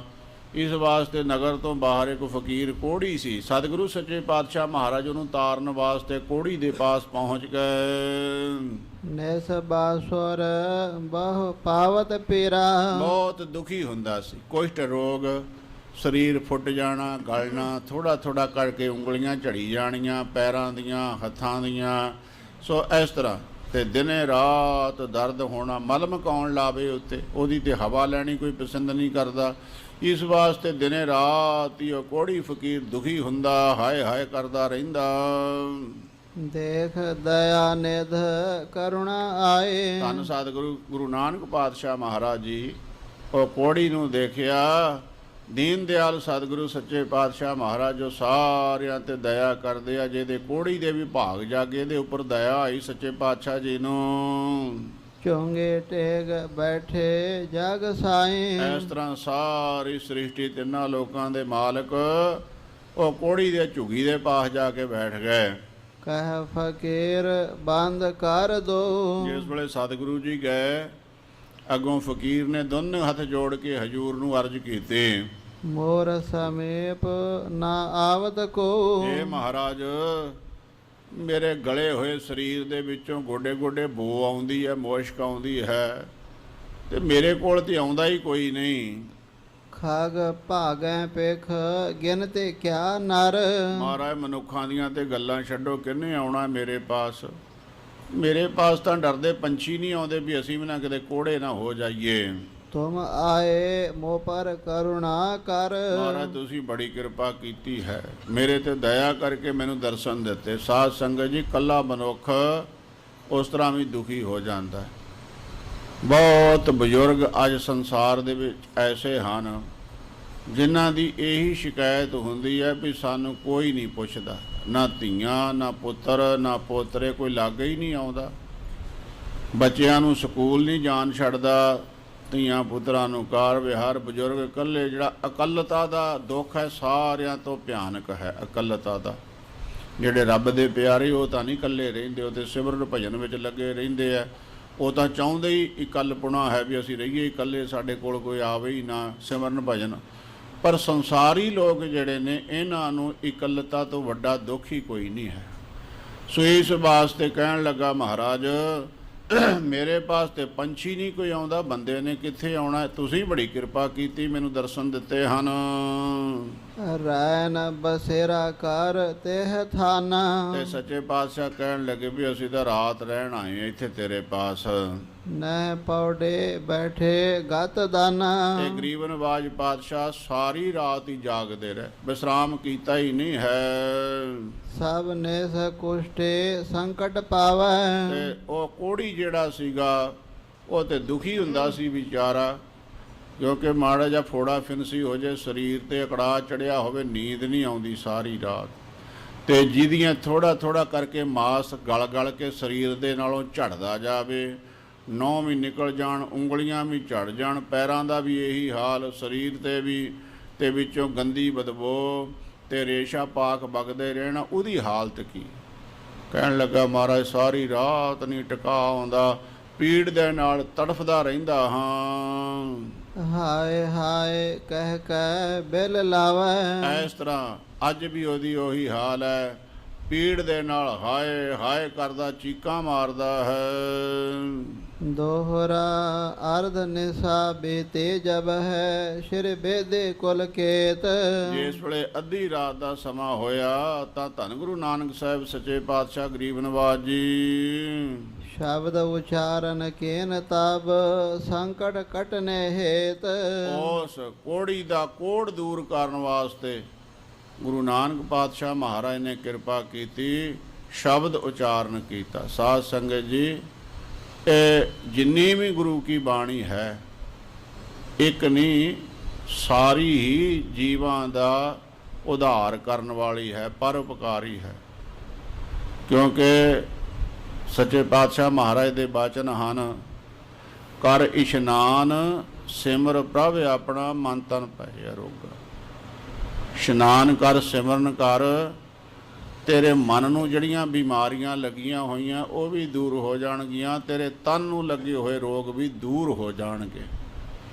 ਸੱਤੇ ਬਲਵੰਡੇ ਦੀ ਜਿਹੜੀ ਵਾਰ ਹੈ ਰਾਮਕਲੀ ਰਾਗ ਦੇ ਵਿੱਚ, ਇਹ ਵੀ ਉਹਨਾਂ ਦਾ ਕੋੜ ਦੂਰ ਕਰਨ ਵਾਸਤੇ ਸਤਿਗੁਰੂ ਧੰਨ ਗੁਰੂ ਅਰਜਨ ਸਾਹਿਬ ਸੱਚੇ ਪਾਤਸ਼ਾਹ ਮਹਾਰਾਜ ਨੇ ਇਹ ਵਰ ਦਿੱਤਾ ਸੀ। ਡੂਮੋ ਗੁਰੂ ਨਾਨਕ ਸਾਹਿਬ ਦੀ ਸ਼ਰਨ ਵਿੱਚ ਆ ਗਏ ਹੋ, ਇਹ ਵਾਰ ਦਾ ਪਾਠ ਜਿਹੜਾ ਨਿਤ ਕਰੂਗਾ ਗੁਰਸਿੱਖ, ਉਹਦਾ ਕੁਸ਼ਟ ਰੋਗ ਦੂਰ ਹੋ ਜਾਵੇਗਾ। ਇਹ ਮਹਾਰਾਜ ਦੇ ਬਾਚਨ ਹਨ ਸੰਗਤ ਜੀ। ਕਿਉਂਕਿ ਉਹਦੇ ਵਿੱਚ ਕੋੜੀ ਹੁੰਦਾ ਕੌਣ ਆ? ਜਿਹਨੂੰ ਹਉਮੈ ਆ ਜਾਵੇ। ਨਿੰਦਕ ਲੋਕ ਕੋੜੀ ਹੁੰਦੇ ਆ, ਨਿੰਦਿਆ ਕਰਨੀ, ਖਾਸ ਗੁਰਸਿੱਖਾਂ ਦੀ, ਗੁਰੂ ਕੀ, ਭਲੇ ਪੁਰਸ਼ਾਂ ਦੀ, ਬ੍ਰਹਮ ਸਾਧੂਆਂ ਦੀ, ਚੰਗੇ ਕਾਰਜ ਸੇਵਾ ਸਿਮਰਨ ਭਜਨ ਬੰਦਗੀ ਕਰਨ ਵਾਲਿਆਂ ਦੀ। ਤੂੰ ਕਰਤਾ ਤੂੰ ਹੁਆ, ਜੋ ਰੱਬ ਦੇ ਪਿਆਰੇ ਰੱਬ ਦਾ ਹੀ ਰੂਪ ਹੋ ਜਾਂਦੇ ਹੈ। ਹਰ ਹਰ ਜੰਦੋ ਏਕ ਹੈ, ਬਿਵਿਚਾਰ ਕਿਛ ਨਾਹਿ, ਜਲਤੇ ਹੋ ਬਈ ਤਰੰਗ ਜਿਉ ਜਾਲੀ ਵਿਖੇ ਸਮਾਏ। ਤੇ ਇਸ ਤਰ੍ਹਾਂ ਬਾਣੀ ਤੇ ਸਾਰੀ ਹੀ ਭਲੀ ਹੈ। ਸੱਤੇ ਬਲਵੰਡੇ ਵਾਲੀ ਵਾਰ ਤੇ ਨਾਲ ਆਹ ਸ਼ਬਦ ਜੋ ਸਤਿਗੁਰਾਂ ਨੇ ਹੁਣ ਬਖਸ਼ਿਸ਼ ਕੀਤੀ ਹੈ, ਕੋੜੀਆਂ ਦੇ ਕੋੜ ਦੂਰ ਕਰਨ ਵਾਸਤੇ ਸਮਰੱਥ ਹੈ। ਤਾਂ ਸਾਰੀ ਗੁਰੂ ਕੀ ਬਾਣੀ ਐ ਨਹੀਂ ਹੈ। ਬਾਣੀ ਸਾਰੀ ਜਪਜੀ ਸਾਹਿਬ ਜੀ ਦਾ ਪਾਠ ਕਰਨ ਦੇ ਨਾਲ ਤਾਂ ਸ੍ਰੀ ਅਖੰਡ ਪਾਠ ਸਾਹਿਬ ਜੀ ਦਾ ਮਹਾਤਮ ਹੀ ਪ੍ਰਾਪਤ ਹੋ ਜਾਂਦਾ ਗਾ। ਸ਼ੁੱਧ ਬਾਣੀ ਪੜ੍ਹਨ ਦਾ ਫਲ ਹੈ ਰਹੋ ਵਿਚਾਰ। ਸਤਿਗੁਰੂ ਸੱਚੇ ਪਾਤਸ਼ਾਹ ਮਹਾਰਾਜ ਨੇ ਕਿਰਪਾ ਕੀਤੀ, ਇਹ ਸ਼ਬਦ ਉਚਾਰਿਆ ਅੱਧੀ ਰਾਤ ਦੇ ਸਮੇਂ। ਤਨਾਸਰੇ ਮਹੱਲਾ ਪਹਿਲਾ। ਤਨਾਸਰੀ ਸਾਧ ਸੰਗਤ ਜੀ ਰਾਗ ਦੇ ਵਿੱਚ ਰਾਗਣੀ ਹੈ, ਸੰਪੂਰਨ ਰਾਗ ਨਹੀਂ ਹੈ ਤਨਾਸਰੀ। ਪਹਿਲੇ ਮਹੱਲੇ ਦੇ ਵਿੱਚ ਪਹਿਲੇ ਸਤਿਗੁਰੂ ਸੱਚੇ ਪਾਤਸ਼ਾਹ ਕਿਰਪਾ ਕਰਦੇ ਹਨ। ਜਿਉ ਤਪਤ ਹੈ ਬਾਰੋ ਬਾਰ। ਇਹ ਦੇਖੋ ਕੋੜੀ ਦੀ ਹਾਲਤ ਵੇਖੋ ਕੀ ਹੋ ਰਹੀ। ਜਿਉ ਤਪਤ ਹੈ ਬਾਰੋ ਬਾਰ, ਬਾਰ ਬਾਰ ਜੀਵ ਤਪਦਾ ਹੈ, ਸੜਦਾ ਹੈ, ਅੱਗ ਲੱਗ ਰਹੀ ਹੈ ਇਸ ਨੂੰ। ਮਨ ਵੀ ਦੁਖੀ, ਤਨ ਵੀ ਦੁਖੀ ਹੈ। ਤਨ ਦੇ ਦੁੱਖ ਦੇ ਨਾਲ ਹਿਰਦਾ ਕਲਪ ਰਿਹਾ ਹੈ ਇਸ ਦਾ। ਤਪ ਤਪ ਖਪੈ ਬਹੁਤ ਬੇਕਾਰ। ਸੋ ਤਪ ਤਪ ਖਪੇ, ਖਪ ਰਿਹਾ ਹੈ ਵਿਚਾਰਾ, ਜਲ ਰਿਹਾ, ਬੇਕਾਰ ਦਾ ਜਲ ਰਿਹਾ, ਕਿਉਂਕਿ ਦੁੱਖ ਹੋ ਰਿਹਾ ਉਹਦਾ ਕਰਕੇ ਜਲ ਰਿਹਾ, ਸੜ ਰਿਹਾ ਹੈ ਹਿਰਦੇ ਤੋਂ ਵੀ ਸਰੀਰ ਤੋਂ ਵੀ। ਜੈ ਤਨ ਬਾਣੇ ਵਿਸਰ ਜਾਏ। ਜੀਵਨਵਾਜ ਪਾਤਸ਼ਾਹ ਕਹਿਣ ਲੱਗੇ, ਜਿਹੜੇ ਸਰੀਰ ਦੇ ਵਿੱਚ ਬਾਣੀ ਦਾ ਵਾਸਾ ਨਹੀਂ ਹੁੰਦਾ, ਜਿਹੜਾ ਮਾਤ ਲੋਕ ਤੇ ਪਰਮੇਸ਼ਵਰ ਦੀ ਬਾਣੀ ਨੂੰ ਭੁੱਲ ਜਾਂਦਾ ਹੈ।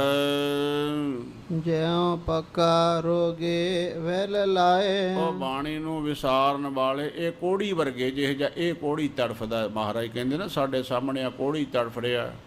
ਜਿਹੜੇ ਜੀਵ ਬਾਣੀ ਨਹੀਂ ਪੜ੍ਹਦੇ ਉਹ ਇਸ ਕੋੜੀ ਤੋਂ ਵੀ ਜ਼ਿਆਦਾ ਬੁਰੇ ਹਨ। ਪੱਕਾ ਰੋਗੀ, ਜਿਵੇਂ ਰੋਗੀ ਪੱਕਾ ਦਿਨ ਰਾਤ ਦਾ ਰੋਗੀ ਹੁੰਦਾ ਹੈ। ਕੋਈ ਰੋਗ ਹੁੰਦੇ ਹੈ, ਕਿਸੇ ਨੂੰ ਸਿਰ ਪੀੜ ਹੋਇਆ, ਢਿੱਡ ਪੀੜ ਹੋਈ, ਜਾਂ ਹੋਰ ਥੋੜ੍ਹੇ ਸਮੇਂ ਦਾ ਪੱਕਾ ਹੀ ਰੋਗ ਲੱਗਾ, ਅਸਾਧ ਰੋਗ, ਕੋੜ ਦਾ ਰੋਗ। ਮਹਾਰਾਜ ਕਹਿੰਦੇ ਜਿਹੜੇ ਬਾਣੀ ਨਹੀਂ ਪੜ੍ਹਦੇ ਇਹ ਕੋੜੀ ਤੋਂ ਵੀ ਬੁਰੇ ਹਨ। ਬਹੁਤਾ ਬੋਲਣ ਚਖਣ ਹੋਏ। ਤੇ ਬੋਲ ਬੋਲ ਕੇ ਲੋਕਾਂ ਨੂੰ ਉਪਦੇਸ਼ ਦੇਣਾ, ਐਂ ਕਰੋ, ਇੰਨੀ ਵਾਰ ਆਹ ਬਾਣੀ ਪੜ੍ਹੋ, ਇੰਨੀ ਵਾਰ ਆਹ ਨਿਤਨੇਮ ਕਰੋ, ਇੰਨਾ ਪੁੰਨਦਾਨ ਆਹ ਕਰੋ। ਮਹਾਰਾਜ ਕਹਿੰਦੇ ਝਖਾਂ ਹੀ ਮਾਰਨ ਦੇ ਬਰਾਬਰ ਹੈ। ਜਿੰਨਾ ਵੀ ਕੋਈ ਬੋਲ ਕੇ ਲੋਕਾਂ ਨੂੰ ਤੇ ਕਹਿਣਾ ਕਰੋ, ਆਪ ਕਰਦੇ ਕੁਛ ਨਹੀਂ ਹਨ। ਵੈਣ ਬੋਲੇ ਜਾਣੈ ਸਭ ਸੋਏ। ਸੋ ਕਿਹਨੂੰ ਕਹੀਏ? ਉਹ ਪਰਮੇਸ਼ਵਰ ਜਿਹੜਾ ਹੈ ਉਹ ਤੇ ਬਿਨਾਂ ਬੋਲਿਆ ਹੀ ਸਾਰਾ ਕੁਝ ਜਾਣਦਾ ਹੈ। ਇੱਕ ਮਨੁੱਖ ਦੀ ਜ਼ੁਬਾਨ ਜਿਹੜੀ ਹੈ ਇਹਦੇ ਅੱਖਰਾਂ ਦਾ ਪਤਾ ਲੱਗਦਾ ਹੈ। ਬਾਕੀ ਸਾਧ ਸੰਗਤ ਜੀ ਕੀੜੀਆਂ, ਬਾਕੀ ਜਾਨਵਰ ਇਹੋ ਜਿਹੇ ਜਿਨ੍ਹਾਂ ਦੀ ਆਵਾਜ਼ ਨਿਕਲਦੀ ਨਹੀਂ ਹੈ, ਤੇ ਉਹਨਾਂ ਦੀ ਭਾਸ਼ਾ ਕਿਵੇਂ ਪਰਮੇਸ਼ਵਰ ਨੂੰ ਸਮਝ ਆਉਂਦੀ ਹੈ? ਉਹ ਹਿਰਦੇ ਤੋਂ ਬੇਨਤੀਆਂ ਕਰਦੇ ਤੇ ਉਹ ਹਿਰਦੇ ਦੀ ਭਾਸ਼ਾ ਨੂੰ ਕਰਤਾ ਪੁਰਖ ਵਾਹਿਗੁਰੂ ਬਿਨਾਂ ਬੋਲਿਆਂ ਹੀ ਸਾਰਿਆਂ ਦੀਆਂ ਅਰਜ਼ਾਂ ਬੇਨਤੀਆਂ ਨੂੰ ਸੁਣਦਾ ਹੈ। ਰਹਾਉ ਜਿਨ ਕਨ ਕੀਤੇ ਅੱਖੇ ਨਾਕ। ਉਹ ਵਾਹਿਗੁਰੂ ਕਿੱਡਾ ਬੇਅੰਤ ਹੈ, ਜਿਹਨੇ ਸਰੀਰ ਦੇ ਅੰਗ ਬਣਾਏ ਹੈ, ਅੱਖਾਂ ਦਿੱਤੀਆਂ। ਅੱਖਾਂ ਦੀ ਕੀਮਤ ਉਹਨਾਂ ਨੂੰ ਪੁੱਛੋ ਜਿਨ੍ਹਾਂ ਦੀਆਂ ਹੈ ਨਹੀਂ, ਤੇ ਜੇ ਕਦੀ ਪੁੱਛ ਹੀ ਲਓ ਨਾ, ਉਹ ਕਹਿੰਦੇ ਅਸੀਂ ਤਾਂ ਜੰਮੇ ਹੀ ਐਵੇਂ ਸੰਸਾਰ 'ਤੇ। ਅੱਖਾਂ ਨਹੀਂ ਤੇ ਜਹਾਨ ਵੀ ਨਹੀਂ, ਜਹਾਨ ਅੱਖਾਂ ਦੇ ਨਾਲ ਹੈ। ਇਸੇ ਤਰ੍ਹਾਂ ਅੱਖਾਂ ਜਿਸ ਪਰਮੇਸ਼ਵਰ ਨੇ ਕੀਤੀਆਂ, ਇਸੇ ਤਰ੍ਹਾਂ ਨੱਕ ਕੀਤਾ ਸੁਗੰਧੀ ਲੈਣ ਨੂੰ, ਤੇ ਇਸੇ ਤਰ੍ਹਾਂ ਕੰਨ ਕੀਤੇ ਆਵਾਜ਼ ਸੁਣਨ ਵਾਸਤੇ। ਜਿਨ ਜਿਹਵਾ ਦਿੱਤੇ ਬੋਲੇ ਤਾਤ। ਤੇ ਜਿਸ ਪਰਮੇਸ਼ਵਰ ਨੇ ਜੀਭਾ ਵੀ ਦਿੱਤੀ ਹੋਈ ਹੈ ਬੋਲਣ ਵਾਸਤੇ, ਪਰ ਬੋਲਦਾ ਕਿ ਮਾਂ ਭੈਣ ਦੀਆਂ ਗਾਲਾਂ ਕੱਢਦਾ, ਸੜੇ ਹੋਏ ਸ਼ਬਦ ਇਹੋ ਜਿਹੇ ਬੋਲਦਾ ਜਿਹਦੇ ਨਾਲ ਸਭ ਦਾ ਸੁਣ ਕੇ ਤਨ ਮਨ ਹੀ ਸੜ ਕੇ ਸਵਾਹ ਹੋ ਜਾਵੇ। ਬੜੇ ਵਿਦਵਾਨਾਂ ਨੇ ਖੋਜ ਕੀਤੀ, 3 ਪ੍ਰਕਾਰ ਦੀ ਹਿੰਸਾ ਮੰਨੀ ਜਾਂਦੀ ਹੈ, ਤੇ ਇਹ ਸਾਰਿਆਂ ਵਿੱਚੋਂ ਜ਼ਬਾਨ ਦੀ ਹਿੰਸਾ ਸਭ ਤੋਂ ਵੱਡੀ ਹੈ। ਇੱਕ ਹਿੰਸਾ ਹੁੰਦੀ ਹੈ ਕਿਸੇ ਨੂੰ ਜਾਨ ਤੋਂ ਹੀ ਮਾਰ ਦੇਣਾ। ਇੱਕ ਹਿੰਸਾ ਹੁੰਦੀ ਹੈ ਕਿਸੇ ਨੂੰ ਡੰਡੇ ਸੋਟੀਆਂ ਦੇ ਮੁੱਕੀਆਂ ਚਪੇੜਾਂ ਨਾਲ ਮਾਰਨਾ। ਇੱਕ ਹਿੰਸਾ ਹੁੰਦੀ ਹੈ ਕਿਸੇ ਨੂੰ ਸ਼ਬਦ ਦੇ ਬਾਣ ਇਹੋ ਜਿਹੇ ਮਾਰਨੇ। ਸ਼ਬਦ ਬਾਣ ਸਾਰਿਆਂ ਤੋਂ ਵੱਡੀ ਹਿੰਸਾ। ਕਿਸੇ ਸ਼ਾਇਰ ਨੇ ਲਿਖਿਆ, ਛੁਰੀ ਕਾ ਤੀਰ ਕਾ ਤਲਵਾਰ ਕਾ ਘਾਉ ਭਰਾ, ਲਗਾ ਜੋ ਜ਼ਖਮ ਜ਼ੁਬਾਨ ਕਾ ਰਹੇ ਹਮੇਸ਼ਾ ਹਰਾ। ਜ਼ੁਬਾਨ ਦਾ ਇਹੀ ਜੀ ਹਿੰਸਾ ਲਕੀਰ ਖਿੱਚ ਦਿੰਦਾ ਕਾਲਜੇ ਦੇ ਉੱਤੇ, ਮੁੜ ਕੇ ਉਹ ਲਕੀਰ ਮਿਟਦੀ ਨਹੀਂ ਹਿੰਸਾ ਜ਼ੁਬਾਨ ਦੀ। ਇਸ ਵਾਸਤੇ ਕਹਿੰਦੇ ਮਹਾਰਾਜ ਨੇ ਤਾਂ ਜ਼ੁਬਾਨ ਦਿੱਤੀ ਸੀ ਸਿਮਰਨ ਕਰਨ ਵਾਸਤੇ, ਭਜਨ ਕਰਨ ਵਾਸਤੇ, ਨਾਮ ਜਪਣ ਵਾਸਤੇ, ਮਿੱਠਾ ਬੋਲਣ ਵਾਸਤੇ ਸ਼ੀਰੀ ਜਮਾਂ ਦਿੱਤੀ ਸੀ। ਤੇ ਤਤੀਆਂ ਗੰਦੀਆਂ ਗਾਲਾਂ ਇਹੋ ਜਿਹੀਆਂ ਕੱਢਦਾ ਜਿਹੜੀਆਂ ਸੁਣੀਆਂ ਨਾ ਜਾਣ, ਤਨ ਤੇ ਮਨ ਦੋਵੇਂ ਸੜ ਕੇ ਸਵਾਹ ਹੋ ਜਾਵੇ, ਇਹੋ ਜਿਹਾ ਭਾਸ਼ਾ ਬੋਲਦਾ ਹੈ। ਜਿਨ ਮਨ ਰਾਖਿਆ ਅਗਨੇ ਪਾਏ, ਜਿਸ ਕਰਤੇ ਨੇ ਮਾਨੇ ਦਾ ਅੱਗ ਦੇ ਵਿੱਚ ਰੱਖਿਆ ਹੋਇਆ। ਕਈ ਮਨੁੱਖ ਉਹ ਕੱਚ ਵੀ ਖਾ ਜਾਂਦੇ ਤੇ ਅੰਦਰ ਉਹਨਾਂ ਦੇ ਇੰਨੀ ਅਗਨੀ ਪ੍ਰਚੰਡ ਹੁੰਦੀ, ਕੱਚ ਵੀ ਗਲ ਜਾਂਦਾ ਉਹਨਾਂ ਦੇ ਅੰਦਰ, ਲੱਕੜੀਆਂ ਗਲ ਜਾਂਦੀਆਂ, ਲੱਕੜ ਵਰਗੀਆਂ ਚੀਜ਼ਾਂ ਹਜਮ ਹੋ ਜਾਂਦੀਆਂ, ਸਵਾਹ ਹੋ ਜਾਂਦੀਆਂ ਸਰੀਰ ਦੇ ਵਿੱਚ। ਉੱਥੇ ਕਹਿੰਦੇ ਦਾ ਮਨ ਰਹਿੰਦਾ ਅਗਨੀ ਦੇ ਵਿੱਚ। ਅੱਗ ਦੇ ਵਿੱਚ ਮਨ ਜਿਸ ਨੇ ਬੋਚ ਕੇ ਬਚਾ ਕੇ ਰੱਖਿਆ ਹੋਇਆ, ਅਥਵਾ ਜਿਸ ਜਠਰ ਦੀ ਅਗਨੀ ਦੇ ਵਿੱਚ ਇਹ ਪੈਦਾ ਹੋਣ ਵਾਲਾ ਜੀਵ ਜਿਹੜਾ ਛੋਟਾ ਜਿਹਾ ਮਨ ਸਰੂਪ ਤੋਂ ਲੈ ਕੇ ਤੇ ਸੁੰਦਰ ਸਰੂਪ ਵੱਡੇ ਆਕਾਰ ਤੱਕ ਅੰਦਰ ਹੀ ਅਗਨੀ ਦੇ ਵਿੱਚ ਪਲਦਾ ਰਹਿੰਦਾ, ਜੋ ਪਰਮੇਸ਼ਵਰ ਅਗਨ ਦੇ ਵਿੱਚ ਆਹਾਰ ਵੀ ਪਹੁੰਚਾਉਂਦਾ ਤੇ ਰੱਖਿਆ ਵੀ ਕਰਦਾ ਹੈ। ਵਾਜੈ ਪਾਵਨ ਆਖੈ ਸਭ ਜਾਏ, ਤੇ ਉਹ ਪੌਣ ਵੱਜਦੀ ਹੈ, ਪੌਣ ਹੀ ਬੋਲਦੀ ਹੈ। ਇਹ ਪੰਜ ਤੱਤ ਦਾ ਸਰੀਰ ਹੈ ਨਾ ਸਾਧ ਸੰਗਤ ਜੀ। ਪੰਜ ਤੱਤ ਕੋ ਤਨ ਰਚਿਓ ਜਾਨੋ ਚਤੁਰ ਸੁਜਾਨ। ਇੱਕ ਵੀ ਤੱਤ ਖਤਮ ਹੋ ਜਾਵੇ ਜੀਵ ਨਾਲ ਹੀ ਖਤਮ ਹੋ ਜਾਂਦਾ ਹੈ। ਪਾਣੀ ਮੁੱਕ ਜਾਵੇ ਤਾਂ ਜੀਵ ਮੁੱਕ ਜਾਂਦਾ, ਅਗਨੀ ਮੰਦ ਪੈ ਜਾਵੇ ਤੇ ਭੁੱਖ ਹੀ ਖਤਮ ਹੋ ਜਾਂਦੀ, ਜੇ ਪੂਰੀ ਮੁੱਕ ਜਾਵੇ ਤੇ ਮਨੁੱਖ ਵੀ ਮੁੱਕ ਜਾਂਦਾ ਹੈ।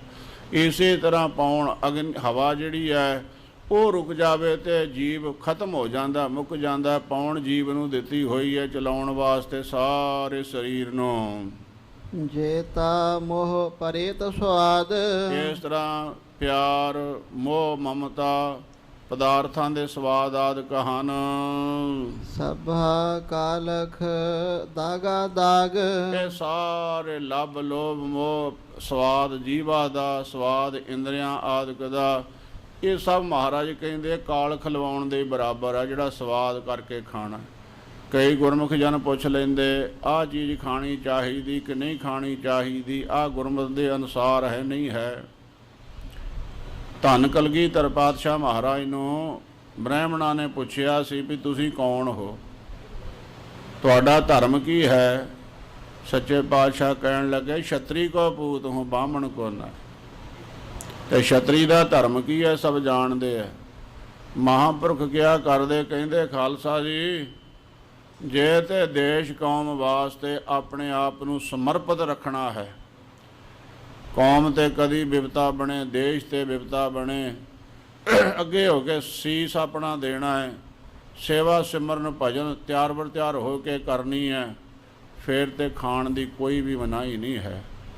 ਤੇ ਜੇ ਹਰ ਗੱਲ ਤੋਂ ਪਿੱਛੇ ਹੀ ਪਿੱਛੇ ਜਾਣਾ ਤੇ ਫਿਰ ਰੋਟੀ ਖਾਣੀ ਵੀ ਗੰਦਗੀ ਦੇ ਬਰਾਬਰ ਹੀ ਹੈ, ਫਿਰ ਉਹ ਪ੍ਰਸ਼ਾਦਾ ਨਹੀਂ ਹੈ। ਜੇ ਸੇਵਾ ਨਹੀਂ ਕਰਨੀ, ਸਿਮਰਨ ਨਹੀਂ ਕਰਨਾ, ਮਹਾਰਾਜ ਕਹਿੰਦੇ ਬਿਨ ਸੇਵਾ ਤ੍ਰਿਗ ਹੱਥ ਪੈਰ, ਲੱਖ ਲਾਣ ਤੇ ਤੇਰੇ ਜੇ ਸੇਵਾ ਨਹੀਂ ਕਰਦਾ, ਸਿਮਰਨ ਨਹੀਂ ਕਰਦਾ, ਭਜਨ ਨਹੀਂ ਕਰਦਾ। ਸੋ ਇਸ ਵਾਸਤੇ ਇਹ ਜਿਹੜੇ ਪਦਾਰਥ ਹਨ ਉਹਨਾਂ ਦਾ ਸਵਾਦ ਤੇ ਮੋਹ, ਐਵੇਂ ਪਦਾਰਥਾਂ ਦੇ ਵਿੱਚ ਪਾਈ ਫਿਰਨਾ, ਲਾਲਚ ਵਿੱਚ ਪੈ ਰਹਿਣਾ ਇਤਿਆਦਿਕ, ਇਹ ਸਾਰੇ ਦੇਹੀ ਰੂਪ ਕੱਪੜੇ ਨੂੰ ਦਾਗ ਲਾਉਣ ਦੇ ਬਰਾਬਰ ਹੈ। ਦਾਗ ਦੋਸ਼ ਮੋਹੇ ਚਲਿਆ ਲਾਏ, ਸੱਚੇ ਪਾਤਸ਼ਾਹ ਕਹਿੰਦੇ ਸਭ ਆਪਣੇ ਆਪ ਨੂੰ ਗੁਨਾਹਾਂ ਦਾ ਦਾਗ ਲਾ ਕੇ ਜਾਂਦੇ, ਜਿਹੜੇ ਇਹੋ ਜਿਹੇ ਕਰਮ ਕਰਦੇ ਸਵਾਦਾਂ ਮੋਹ ਵਿਕਾਰਾਂ ਵਿੱਚ ਪੈ ਕੇ। ਦਰਗਹ ਬੈਸਣ ਨਾਹੀ ਜਾਏ, ਇੱਥੇ ਵੀ ਉਹਨਾਂ ਨੂੰ ਲਾਹਣਤਾਂ ਪੈਂਦੀਆਂ ਤੇ ਸੱਚੇ ਦੀ ਦਰਗਾਹ ਦੇ ਵਿੱਚ ਉਹਨਾਂ ਨੂੰ ਬਹਿਣਾ ਨਹੀਂ ਮਿਲਦਾ ਹੈ। ਕਰਮ ਮਿਲੈ ਆਖਣ ਤੇਰਾ ਨਾਉ, ਜਿਹਦੇ ਪੂਰਵ ਜਨਮ ਦੇ ਕਰਮ ਚੰਗੇ ਹੁਣ ਮੇਰੇ ਕਰਤੇ ਪੁਰਖ ਵਾਹਿਗੁਰੂ, ਉਹੀ ਤੇਰੇ ਨਾਮ ਨੂੰ ਜਪ ਸਕਦਾ, ਸਿਮਰਨ ਭਜਨ ਕਰ ਸਕਦਾ ਹੈ। ਵਰਨਾ ਲੋਕ ਤਾਂ ਨਿੰਦਿਆ ਚੁਗਲੀ ਕਰਦੇ ਜੀਵਨ ਬਤੀਤ ਕਰ ਜਾਂਦੇ ਐ। ਜਿਤ ਲਾਗ ਤਰਣਾ ਹੋਰ ਨਹੀਂ ਥਾਓ, ਇਹ ਸੰਸਾਰ ਰੂਪ ਸਮੁੰਦਰ ਤੋਂ ਕੇਵਲ ਤਰਿਆ ਜਾਣਾ ਨਾਮ ਜਪਣ ਕਰਕੇ। ਸੋ ਨਾਮ ਦਾ ਹੀ ਬੋਹਿਤ ਹੈ, ਨਾਮ ਦਾ ਹੀ ਜਹਾਜ਼ ਹੈ ਜਿੱਤੇ ਬੈਠ ਕੇ ਪਾਰ ਹੋਇਆ ਜਾਣਾ, ਵਰਨਾ ਸੰਸਾਰ ਸਮੁੰਦਰ ਤੋਂ ਪਾਰ ਨਹੀਂ ਹੋਇਆ ਜਾਣਾ। ਸੋ ਇਸ ਵਾਸਤੇ ਸੱਚੇ ਪਾਤਸ਼ਾਹ ਕਹਿੰਦੇ ਨਾਮ ਦੇ ਨਾਲ ਹੀ ਤਰਦਾ ਹੈ ਜੀਵ ਸੰਸਾਰ ਸਮੁੰਦਰ ਤੋਂ। ਜੇ ਕੋ ਡੁਬੈ ਫਿਰ ਹੋਵੈ ਸਾਰ, ਸੱਚੇ ਪਾਤਸ਼ਾਹ ਮਹਾਰਾਜ ਕਹਿਣ ਲੱਗੇ ਵੀ ਜੇ ਕੋ ਡੁੱਬ ਜਾਂਦਾ ਹੈ ਨਾ, ਨਾਮ ਤਾਂ ਉਹਦੇ ਹੈ ਨਹੀਂ, ਫੇਰ ਇਹਨੂੰ ਅਕਲ ਆਉਂਦੀ ਵੀ ਉਹ ਮੈਂ ਜੇ ਇਹ ਕਰਮ ਨਾ ਕਰਦਾ ਤੇ ਵੱਧ ਜਾਂਦਾ। ਨਾਨਕ ਸਾਚਾ ਸਰਬ ਦਾਤਾਰ, ਕਿਉਂਕਿ ਉਹ ਕਰਤਾ ਪੁਰਖ ਵਾਹਿਗੁਰੂ ਹਰ ਜਗ੍ਹਾ ਤੇ ਹੈ। ਦਾਤਾਰ ਕਿਸ ਨੂੰ ਕਿਹਾ ਜਾਂਦਾ ਹੈ? ਇੱਕ ਹੁੰਦੇ ਦਾਨੀ, ਦਾਨ ਕਰਦੇ ਪਦਾਰਥ, ਵਸਤੂਆਂ, ਮਾਇਆ, ਹੋਰ ਕੱਪੜੇ ਆਦਿਕ ਆਦਿਕ। ਪਰ ਜਿਹੜਾ ਉਹਨਾਂ ਦਾਨੀਆਂ ਨੂੰ ਦਾਤਾਂ ਦਿੰਦਾ ਉਹਨੂੰ ਦਾਤਾਰ ਕਿਹਾ ਜਾਂਦਾ ਹੈ। ਦਾਨੀਆਂ ਨੂੰ ਦੇਣ, ਕਿਉਂਕਿ ਦਾਨੀ ਦੇ ਕੋਲ ਵੀ ਤੇ ਆਪ ਦਾ ਕੁਝ ਨਹੀਂ ਹੈ ਨਾ, ਕਰਤਾ ਹੀ ਦਿੰਦਾ ਬਖਸ਼ਿਸ਼। ਇੱਕ ਦਾਤੇ ਇੱਕ ਭਿਖਾਰੀ ਜੀ, ਸਭ ਤੇਰੇ ਚੋਜ, ਉਹਦੇ ਚੋਜ ਹਨ। ਇੱਕ ਪਾਇਨ ਮੰਗਤੇ, ਇੱਕ ਨਾ ਵੱਡੇ ਦਰਬਾਰ। ਇੱਕ ਵਿਚਾਰੇ ਭੀਖ ਮੰਗਦੇ ਫਿਰਦੇ, ਰੂੜੀਆਂ ਤੇ ਲੇਟਦੇ, ਸੌਣ ਨੂੰ ਵੀ ਥਾਂ ਨਹੀਂ ਹੈ।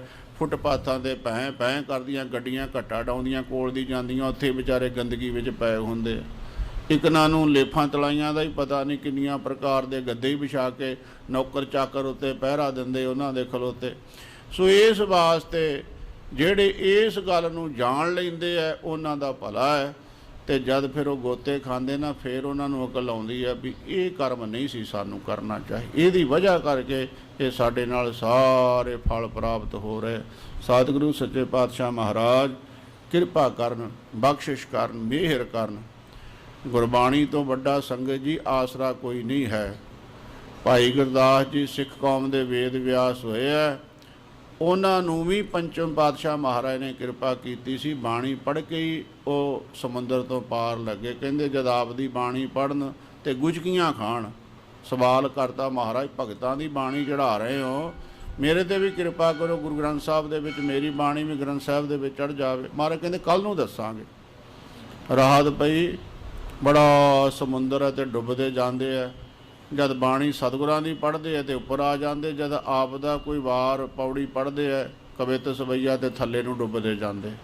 ਸੋ ਇਸ ਵਾਸਤੇ ਗੁਰੂ ਕੀ ਬਾਣੀ ਤੋਂ ਵੱਡਾ ਆਸਰਾ ਸੰਗਤ ਜੀ ਕੋਈ ਨਹੀਂ ਹੈ। ਸੰਸਾਰ ਦੀਆਂ ਜੁਗਤੀਆਂ ਭੁਗਤੀਆਂ ਮੁਕਤੀਆਂ ਸਾਰੀਆਂ ਹੀ ਗੁਰਬਾਣੀ ਵਿੱਚ। ਜਿਹੜੀ ਵੀ ਵਸਤੂ ਕੋਈ ਜੀਵ ਚਾਹੇ, ਕੋਈ ਇਹੋ ਜਿਹੀ ਨਹੀਂ ਹੈ। ਪ੍ਰਾਣ ਕੇ ਬਚਈਆ, दूध पूत के दिवैया, रोग सोग के मिटैया के तो मानी मा। सारा कुछ ही गुरबाणी दे विच है।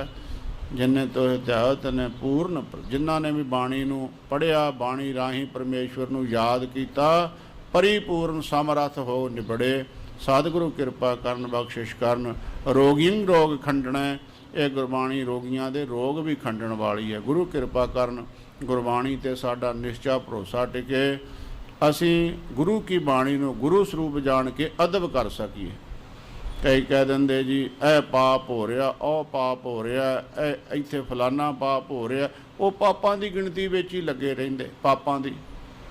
ਗੁਰਬਾਣੀ ਦਾ ਘਾਣ ਕਰਨਾ, ਆ ਗੁਰੂ ਕੀ ਬਾਣੀ ਨਹੀਂ, ਆ ਗੁਰੂ ਕੀ ਉਹ ਨਹੀਂ, ਆ ਨਹੀਂ, ਗੁਰੂ ਕੀ ਬਾਣੀ ਦਾ ਹੀ ਘਾਤ ਕਰੀ ਜਾਣਾ। ਸੰਗਤ ਜੀ ਇਦੋਂ ਵੱਡਾ ਵੀ ਪਾਪ ਹੈ ਕੋਈ? ਗੁਰੂ ਕੀ ਬਾਣੀ ਦਾ ਕਤਲ ਕਰੀ ਜਾਣਾ। ਮੇਰੇ 10ਵੇਂ ਪਾਤਸ਼ਾਹ ਪਿਤਾ ਜੀ ਦੀ ਬਾਣੀ ਨੂੰ ਕਹਿੰਦੇ ਬਾਣੀ ਨਹੀਂ ਗੁਰੂ ਕੀ ਹੈ। ਇਸ ਤੋਂ ਵੱਡਾ ਕੋਈ ਪਾਪ ਹੋ ਸਕਦਾ ਦੁਨੀਆ 'ਤੇ? ਸੋ ਇਸ ਵਾਸਤੇ ਗੁਰੂ ਸਾਨੂੰ ਸਮੱਤ ਦੇਣ, ਅਸੀਂ ਗੁਰੂ ਕੀ ਬਾਣੀ ਦਾ ਅਦਬ ਸਤਿਕਾਰ ਕਰਨਾ ਜਾਣ ਸਕੀਏ। ਭੁੱਲਾਂ ਚੁੱਕਾਂ ਦੀ ਖਿਮਾ, ਅੱਗੇ ਤੋਂ ਸਮੱਤ ਬਖਸ਼ਣੀ, ਪਿਆਰ ਸਤਿਕਾਰ ਸਹਿਤ ਫਤਿਹ ਬੁਲਾਈਏ। ਵਾਹਿਗੁਰੂ ਜੀ ਕਾ ਖਾਲਸਾ, ਵਾਹਿਗੁਰੂ ਜੀ ਕੀ ਫਤਿਹ। ਅਚੁੱਤ ਹੈ ਪਾਰ ਬ੍ਰਹਮਾ, ਅਵਨਾਸੀ ਅਗਨ।